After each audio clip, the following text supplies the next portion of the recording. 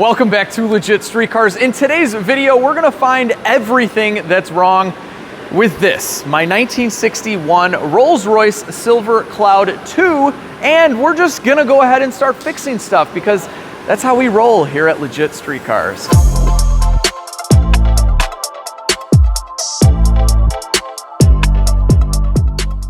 And speaking of fixing stuff, many of you have asked if I could fix your car now that I have the new Legit Street Quarters shop, which is almost done, by the way. And unfortunately, I won't have time to take on any customer cars. But if you guys have a broken or interesting and broken car you'd like to sell, definitely let me know at legitstreetcars@gmail.com. But about a half hour away from me is one of the best shops for repair work, maintenance work, custom modification, and everything in between, and that is Fluid Motor Union in Naperville, Illinois. So I will leave a link down below. These guys are typically about 30–40% cheaper than the dealer, and they fix it right the first time. And as you can tell here, they work on quite the array of pretty much everything, including normal cars like a Honda Element. All right, so OJ is racking the Rolls-Royce right now, so we are about to get right into this, and this video is going to really just determine whether or not I got a good deal or not. This is a clean title 1961 Rolls-Royce Silver Cloud 2, and I paid $26,000 for it. And I think that was a really good deal, but it does need to be sorted in order to bring in top dollar, or at least more than what I paid for it, so I can turn some kind of profit on it. We'll see. And something you guys probably noticed in the first video, because I most likely pointed it out, I don't remember, is the interior. Really just the seats though. The seats are shot. So these are the original seats, the original leather, and they're not in the best of condition, as you can tell here. But there is more good than bad in the interior. It is basically fully intact, okay? All the wood is in excellent condition. Nothing is cracked. Our little trays, they work perfectly. And these actually look really, really nice. I don't think I need to really do much to those. And the headliner, awesome. It doesn't have any stains or rips. And the very, very expensive carpet, although it's a little dirty, is all there. There's nothing missing on the carpet. Even here on the driver's side, nothing is worn through. It just needs a very thorough cleaning. So as I pulled up here to OJ's, the handle for the door came off. That is right there. So we got to fix that. We'll put that on the list. But the interior is really in nice condition. All of this wood is excellent, and it just needs a little bit of sanding and probably a coat of polyurethane or whatever they use on car interior wood. Let me know in the comment section. I've never done any of that work, but I'm going to take care of the wood myself. I'll be sanding this myself and making it look all shiny and pretty while the seats are sent out, because Fluid Motor Union has an excellent interior guy. So as long as I take these seats out, he'll pick them up and redo all of the leather, and they're gonna look perfect. This is definitely gonna be the most expensive part of the project. We're gonna get into the mechanical right now, but I just wanted to point out that the body on this Rolls-Royce is in excellent, excellent condition. There's no damage on it whatsoever. All of the chrome is intact, the grille is intact, everything looks perfect. There's no rot or rust. I mean, seriously, there's nothing to do to the chrome. Now, the paint's not perfect. It was probably repainted, who knows, maybe 30 years ago or something like that. There are little rock chips that I can fix, and it's just very dull and has a lot of swirl marks, but I think this is gonna clean up really, really nice. So I don't think it warrants a complete paint job. I mean, if you wanted it to be 100% mint, but I think this will look better than driver paint once I'm done with it. And I just got done driving it in the rain, so it's quite dirty. First things first, I wanna fix the exhaust leak. It's kind of annoying, and it's not that big of a deal. I think we can basically fix it for free. But first, I gotta get this hubcap off, and these are a pain in the butt because you wanna be gentle. You don't wanna bend them. Whoa! And you don't wanna drop them either. These are probably really expensive. Wow, look at the pinstriping on this. This is so cool. And these are actually brass lug nuts. They're only torqued to about 25 foot-pounds, and they are reverse thread just on the right-hand side. So, yeah. What do you think, OJ? The OJ Torque-O-Meter. 25 pounds. 25, perfect, right? I torque these myself. If I don't have to put the wheel on the ground, yeah, they're about there. It's a little weird just tightening these up to roughly 25 foot-pounds because you think the wheel's gonna come off, but that's what you gotta do. It's actually the left-hand side that's reverse thread. So this is normal thread. On this side, And look at the gigantic brake drums with the cooling fins. These are like really deep cooling fins. And then we have a massive air duct. Look at this, huge, coming from the front, flowing here, where there's also coolant tubes going to probably a heater core. So very, very interesting. But we can start to get a pretty good look at the frame and the overall structure of this car. And although it's dirty, this was a Southern car, so it's in really good shape. Stuff like this would be rusted out if this was anywhere near Chicago or the Midwest or the Rust Belt. Yeah, so anyway, let's get this off. I want to tackle this exhaust leak straight on. I think this should be a pretty easy and free fix. So in the owner's manual, Rolls-Royce calls a breakdown a failure to proceed. Yeah, only a Rolls-Royce. Right now we're taking this metal panel off so we can access the exhaust manifold flange, which didn't cause a failure to proceed, but it's quite annoying to hear it ticking all day. And you can start to smell a little of the exhaust in the car, which is not proper. All right, we're on our last bolt. And let's see what we can see. All right, here we go.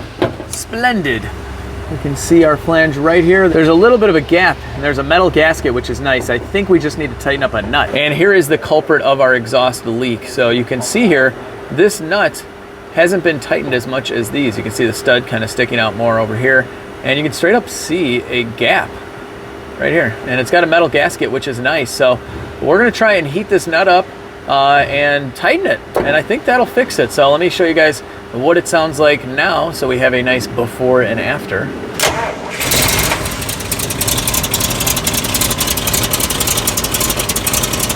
The old paper trick, and it's just blowing it away. So there is a leak right around here, mostly right here. This sounds pretty bad, so I'm actually going to try spraying some PB Blaster or something on there first and just see if it'll tighten up. The nuts look fairly new. We'll just hit them all.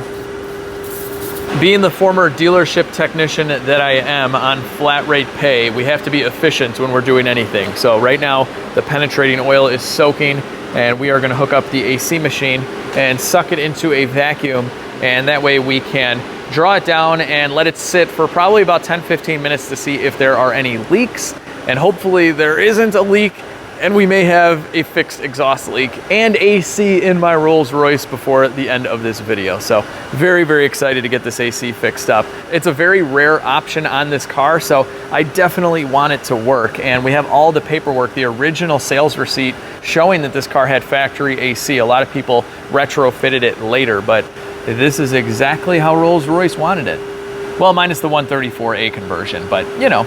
All right, this has been soaking for about 10 minutes. Just gonna go at this with a quarter. You know what, actually I'm gonna first kind of loosen it. I spin it off first, make sure it loosens. Yeah, I'm gonna first loosen this up, and it's coming right off. So in South Carolina, without any kind of penetrating oil, this did not feel good. I thought it was gonna break, but oh yeah, this is nice. Let's go ahead and tighten her up. All right, let's take this off. I think the stud might be stripped out. That's why whoever put this on last time couldn't tighten it. Oh, wait a minute. Wait a minute. It's a copper nut. Oh, yeah. This nut is totally stripped out. All right, so I'm gonna pop another one off, and we're gonna measure the thread, see if we can get a normal nut to fit on. I believe that this is a brass nut, possibly. Something like that. It's a much, much weaker metal than the steel studs. And these threads look great. So look at the threads here on the stud. They look really nice, so we might get lucky here.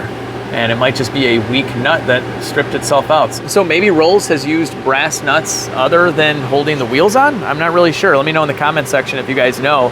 God, I'd imagine these would have been replaced at some point. Could this be the original exhaust hardware? We're having a hard time finding a nut that'll work, so I might have to make a hardware store run.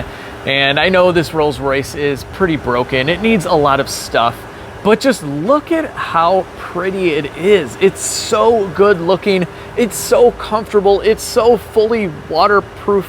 Wait a minute, now I'm just talking about my Vessi shoes. They're comfortable. and very, very waterproof. Vessi sneakers are the most comfortable shoes I've ever owned. Not only do they look and feel amazing, but they are 100% waterproof. I'm talking walk down a beach and submerge your shoe fully in water, and your old socks may have holes in them like mine, but they'll be totally dry. These shoes are made with Dymatex, which keep your feet warm in the winter and cool in the summer, but fully protected from water and snow, so no more heavy rubber boots. So Vessi makes many different color and style sneakers for both men and women, and you guys can browse their entire catalog and get $25 off your next pair of shoes at vessi.com/LSC, or by clicking on my link in the video description box and using coupon code LSC. So a big thanks to Vessi for making some amazing shoes. You guys are gonna love these things, and for continuing to support automotive content creators like myself. Now, let's go fix this exhaust leak and hope we don't just open up a big can of worms of even more exhaust leaks. That would not be good. So OJ found some nuts, and they're actually standard. So I'm gonna go ahead and put this one back on, and let's see. And hopefully the threads on this stud are in decent shape. There we go. Nice. So far, so good. Please tighten. Ah, this isn't the right size. Not the right size socket. Okay, so we got that one tightened again. All right, I found a standard socket. And tighten up, baby. Oh yeah. It's pulling it up. It's tightening up nicely. All right, good deal. Wow, these are all loose. Give that one a tighten as well. Okay. All right.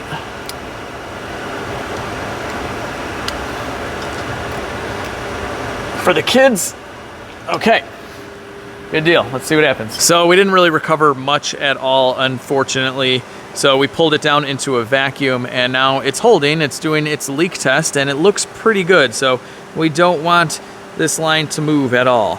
And it's already been over 2 minutes, and it hasn't moved. So that's a good sign. At least there's not a gaping hole somewhere. Otherwise, it wouldn't hold any vacuum at all. So crossing my fingers on the AC, just needing a charge. And let's cross our fingers again that we don't have an exhaust leak right now.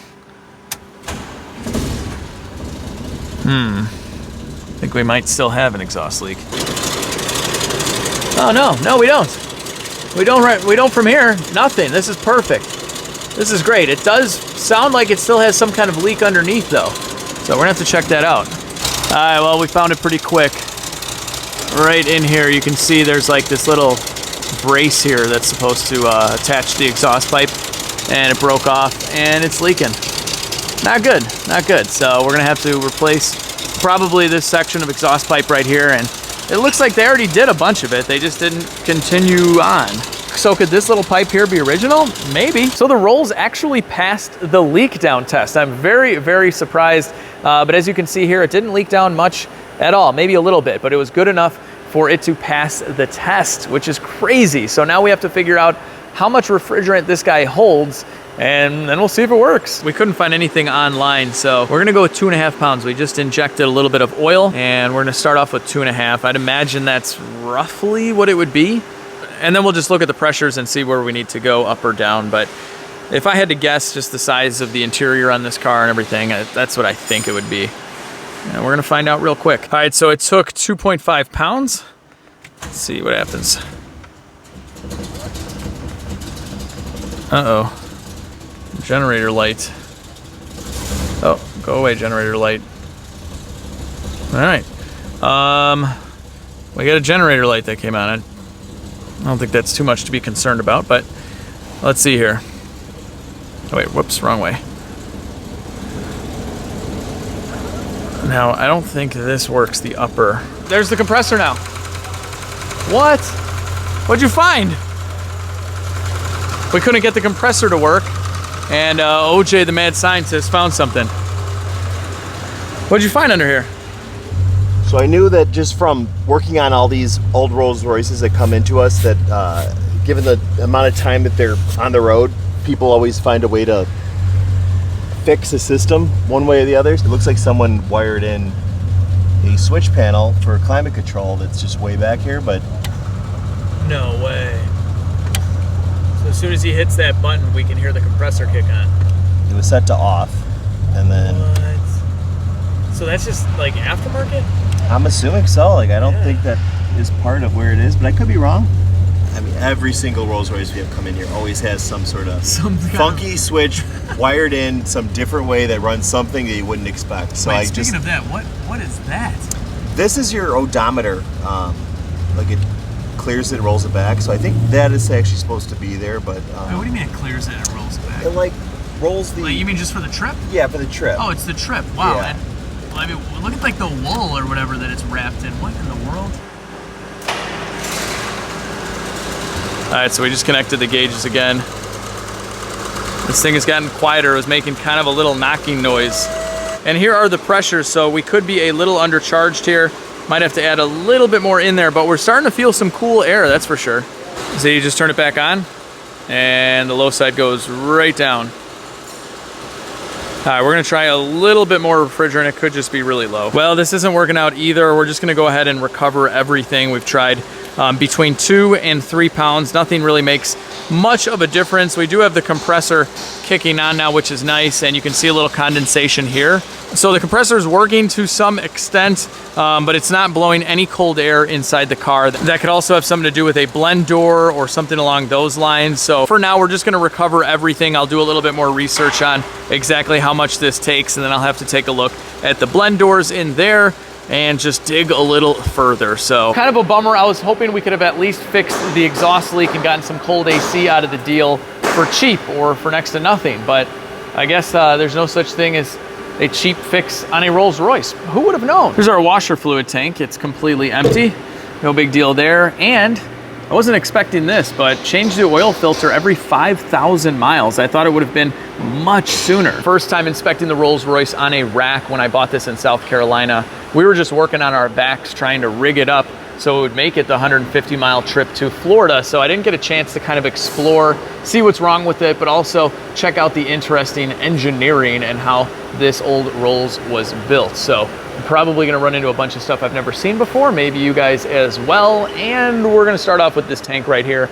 Right off the bat, I don't know what this is for. There's one line going to it, a little drain right here, and then it looks like we found our first issue. We have a little bit of a leak here coming from what looks to be a cylinder. So this is a cylinder, it's got 2 lines going to it, and let's trace it back here. It goes into the subframe and it connects to the steering linkage. So I wonder if that is a power steering assist cylinder. That connects to the steering linkage, which has a lot of joints. So we have the outer tie rod joint here, and then we have 4 inner joints, another joint there. Let's see, we have a joint there, and then this is the steering gearbox. So that's where it connects to the steering gearbox. And the steering on this car is quite loose. And yep, I don't know if you guys can tell, but this joint is bad. Let's check this out. Yep, this one too.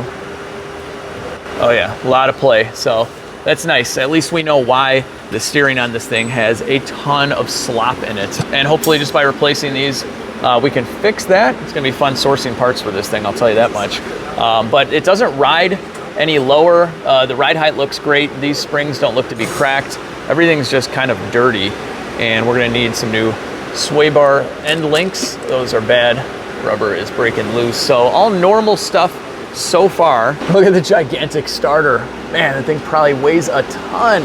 This could be the oil level switch because you can actually check the oil level with a button on the dash. So that could be that, I'm not really sure. And yeah, just a lot of linkage, a lot of stuff that can go bad. So here is the transmission linkage. Look at how many joints there are. Bam, bam, bam, bam. I mean, they're all over the place. This is crazy. There is a lot of stuff that can get kind of thrown out of whack here. Look at this, we have more here. I don't know what this is for. All right, not totally sure. We have this servo on the side of the transmission, which assists the brakes, believe it or not. So this is something new for me. And it looks like we have a little bit of a tail shaft leak on the transmission. And check out the motor mounts. It's just pieces of rubber stacked on top of each other. So those probably are not really prone to failure. Although I can imagine maybe they collapse a little. but no issues with engine vibration or anything like that, so we'll probably leave that. I don't know if you remember the weird foam thing from the first video. No clue what that is. What do you think, OJ? It's actually in pretty good condition.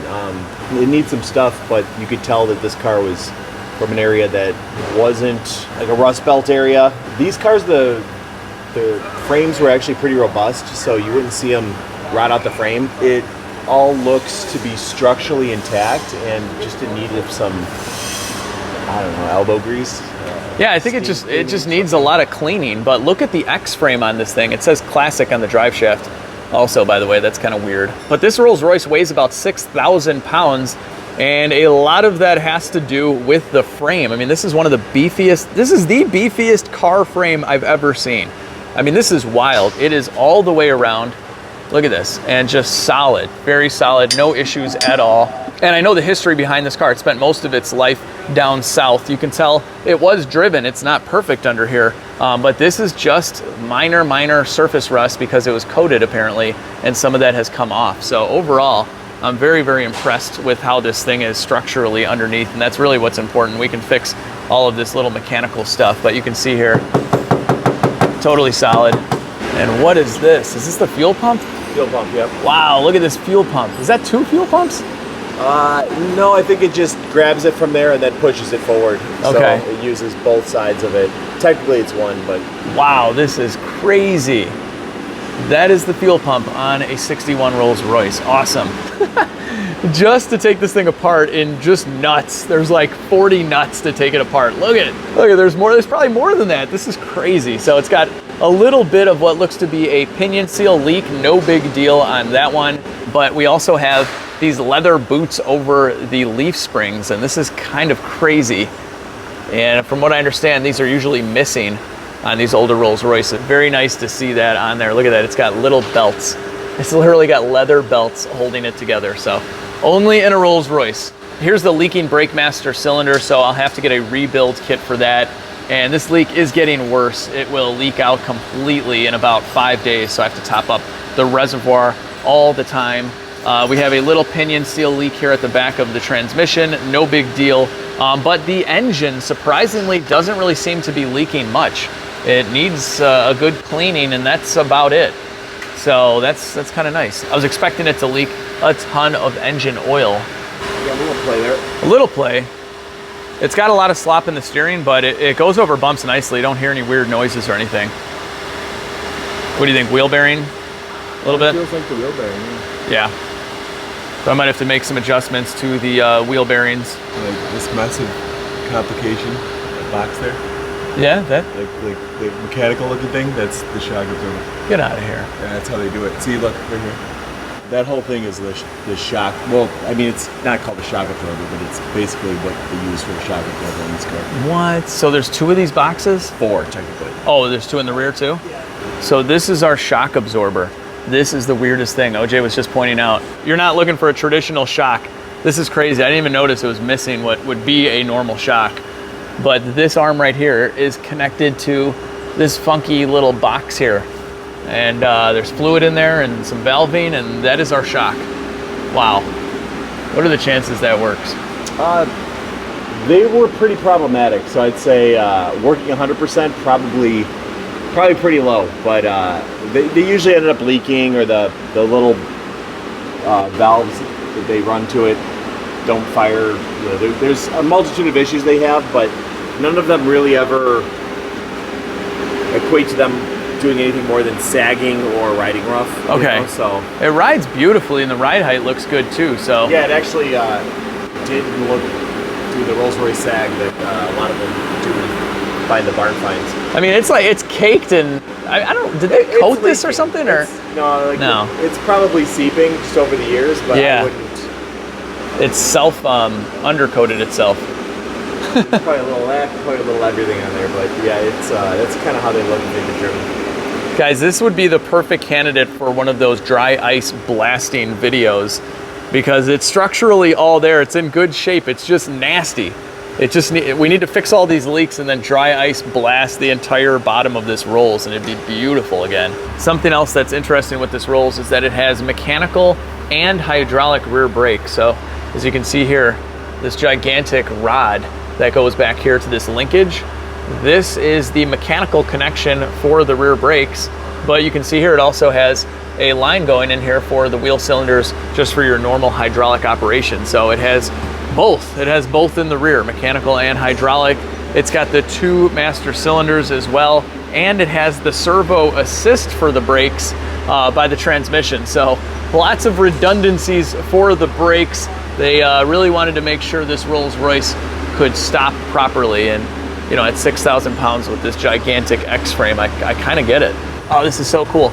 Licensed under General Motors Corporation, British patent numbers, and then a bunch of British patent numbers. Very cool. I love this plaque. So GM and Rolls teaming up for a trans. Probably a good company to team up with. These GM transmissions from back in the day were very, very stout. But yeah, they've definitely added some stuff here. And this trans pan is like, feels like it's a 1/2 inch thick. You don't see that anymore.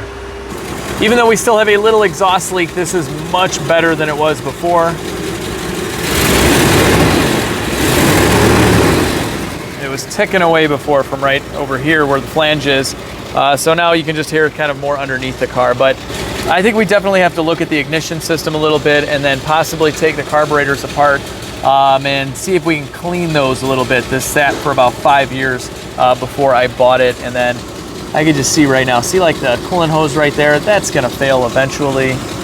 It's really hard to see, but there's another coolant hose right down there in that little hole, right underneath the intake manifold, and I think it's original. So that thing's probably gonna burst any minute, so we have a lot to do, a lot to do. I think we're just gonna take the entire intake manifold off. We have to play around with these Schrader valves as well. I think we're having an issue with the Schrader valves. It's just really weird the way this thing was charging, and then we were only able to recover like a pound, even though we had put in like a couple pounds, 2.5 pounds or whatever it was. So that was odd, but we did get some condensation on this hose. It was getting kind of cooler in there, so I think we have a possibility of the AC system working. And so overall, we have a lot of little things to do to my Rolls-Royce. We have the exhaust to fix, a few oil leaks, some suspension work, especially in the front end, to take care of, a ton of cleaning top to bottom. The seats need to be sent out. So I think the game plan is I'm going to bring this back to LegitStreetCars once it's done. We'll find a good flat stall for it. We'll take the seats out, send them out, and then I'll start on all the mechanical repairs, like removing the intake, replacing any hoses and belts that need to be replaced, looking into the ignition system because I still think it's running a little weird.